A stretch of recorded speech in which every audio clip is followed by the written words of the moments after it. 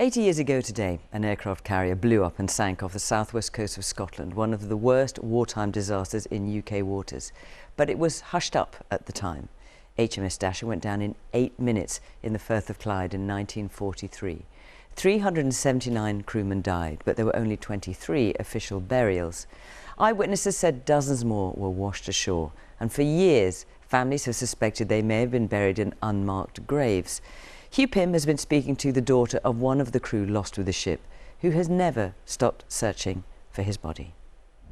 All those who died when Dasher sank in these waters.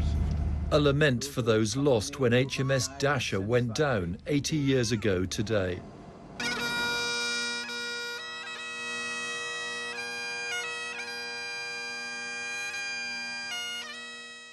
Dame Mary Richardson remembers her father George, close to where the disaster happened.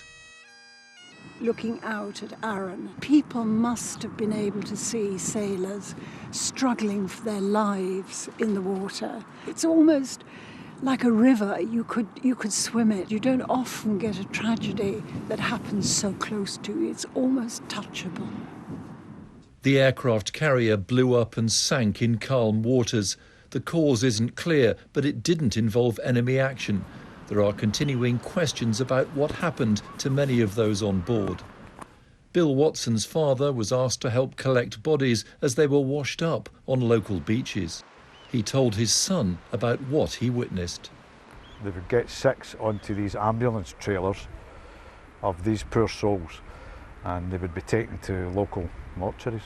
His estimation, him and his small group, certainly greater than 50. Dame Mary has personally funded a drone survey of Sander Island off the Mull of Kintyre, one location where she believes bodies could be buried. And that's precisely in the location that the eyewitness identified. It is. Along with local historian Graham, she says the results are worthy of further investigation. Really. The characteristics of this scan are associated with a burial and perhaps with a mass burial.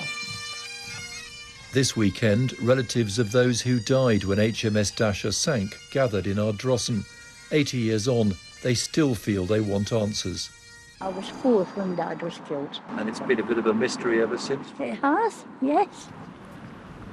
The Royal Navy said the creation of a mass unmarked grave would run counter to Admiralty policy on the burial of wartime casualties. But Mary says she won't stop asking questions. Well, it makes me very sad, and 80 years is a long time, and by the time 100 years comes, I won't be here, so I've got a limited time to find these men.